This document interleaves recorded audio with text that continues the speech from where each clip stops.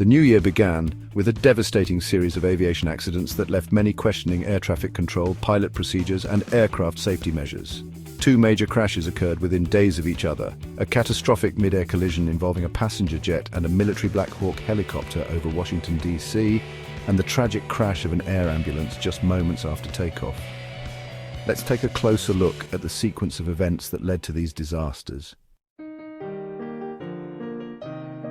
On January 29, 2025, PSA Airlines Flight 5342 was on its final approach to Ronald Reagan Washington National Airport. The aircraft, a regional jet, had taken off from Wichita earlier that evening with 60 passengers and 4 crew members aboard. At the controls were 2 experienced pilots, the captain, who had been with PSA Airlines for nearly 6 years, and the first officer, who had 2 years of experience with the airline. The flight had been smooth with favorable weather conditions, making the approaching descent seem routine. At the same time, a U.S. Army Black Hawk helicopter, call sign PAT-25, was conducting a nighttime training mission a few miles away. The helicopter, carrying 3 crew members, was part of an annual evaluation exercise aimed at training military pilots in low-altitude maneuvers over the Potomac River. This operation required precise coordination and strict adherence to designated altitudes. The pilots had been instructed to remain at or below 200 feet while following Route 1 before transitioning to Route 4. This airspace near Reagan National intersects multiple approach and departure routes, making air traffic control coordination crucial. Managing the complex air traffic over Washington, D.C. fell to the air traffic controllers at Reagan National. However, for years, the airport had struggled with staffing shortages. On this particular night, only one controller was responsible for coordinating both airplane and helicopter traffic. Typically, these roles were handled separately during peak hours, but that evening they had been consolidated earlier than usual.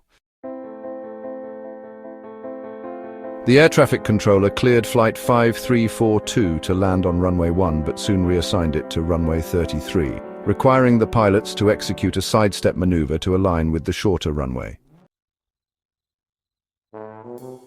This meant descending over the Potomac River and crossing the Black Hawk's flight path.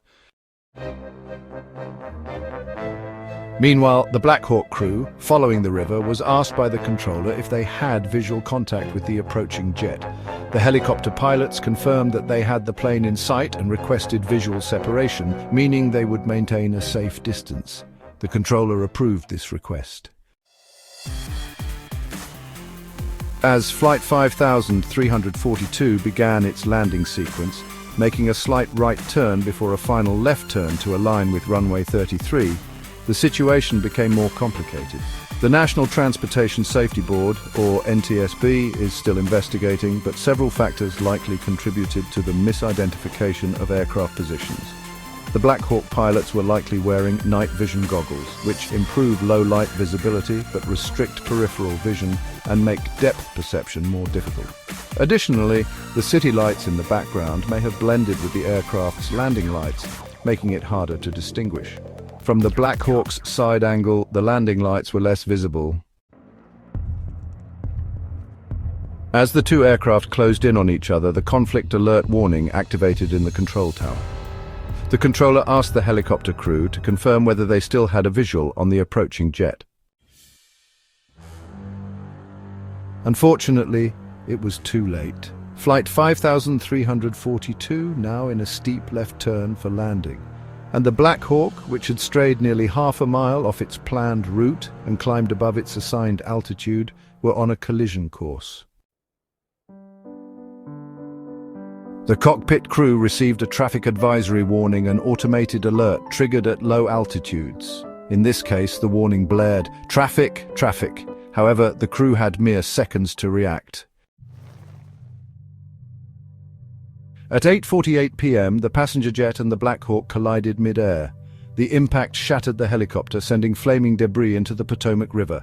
The jet suffered critical damage, lost control, and crashed into the river just half a mile from the runway. Emergency responders from Washington, D.C., Arlington County, Maryland State Police, and the U.S. Coast Guard rushed to the scene. Despite their efforts, all 67 lives were lost. It was the deadliest US aviation disaster in 16 years. Tragically, just 2 days later, another fatal crash occurred. On January 31st, a Learjet 55 operating as Medjet's Flight 056 crashed seconds after takeoff. The aircraft was on an air ambulance mission, transporting a child and her mother from Northeast Philadelphia Airport to Tijuana, Mexico, with a scheduled refueling stop in Springfield, Missouri. The sky that evening was overcast with fog and light rain, and wind gusts reached 30 miles per hour. Despite the challenging conditions, visibility remained at 6 miles, well within operational limits. The flight crew completed their final checks and taxied to runway 24. The aircraft carried 6 people: the patient, her mother, 2 pilots, a doctor, and a flight paramedic. Jet Rescue Air Ambulance, the operator, specialized in transporting patients to international medical facilities. At 6:06 p.m., Flight 056 was cleared for takeoff. The Learjet accelerated down the runway and smoothly lifted off. However, seconds into the climb, the aircraft's nose unexpectedly pitched downward. The pilots struggled to correct the descent, but they were unable to regain control. The jet plummeted at an alarming rate, crashing into a busy commercial area near Roosevelt Mall, 3 miles from the airport. The impact ignited a massive explosion, killing all 6 on board. On the ground, 1 person was fatally injured, and at least 19 others suffered burns and other injuries. Flight data indicated that the aircraft had reached an altitude of 1,650 feet before entering a rapid descent, dropping over 11,000 feet per minute. The wreckage revealed extensive damage to surrounding businesses and homes. Security cameras captured the final moments before the crash, showing the aircraft losing altitude before disappearing from view in a fiery explosion. Authorities later recovered the cockpit voice recorder and enhanced ground proximity warning system, both of which are expected to provide crucial data for the investigation. Both engines were also retrieved and sent to a specialized laboratory for analysis. These 2 accidents made January a tragic month for aviation, and it followed another devastating incident in December. On December 29th, a Boeing 737 crashed at Muan International Airport in South Korea, marking the country's deadliest aviation disaster in decades. The flight was routine until the final approach, when air traffic control warned of a potential bird strike. The aircraft deviated slightly from the path several times, but ultimately continued toward the airport. The region has a high rate of bird strikes, and just minutes after receiving the warning, the crew declared a mayday. In an attempt to land as quickly as possible, the crew initiated a go-around and retracted the landing gear and flaps. However, the aircraft was unable to reduce speed sufficiently upon landing. With the nose held up to maintain stability, the aircraft struggled to slow down. It eventually overran the runway, crashing into a berm that supported an instrument landing system antenna. The collision killed all 175 passengers and 4 of the 6 crew members. The 2 surviving flight attendants were seated in the rear, which detached upon impact. Investigators discovered bird remains in both engines, later identified as belonging to Baikal teals, a small duck native to East Asia.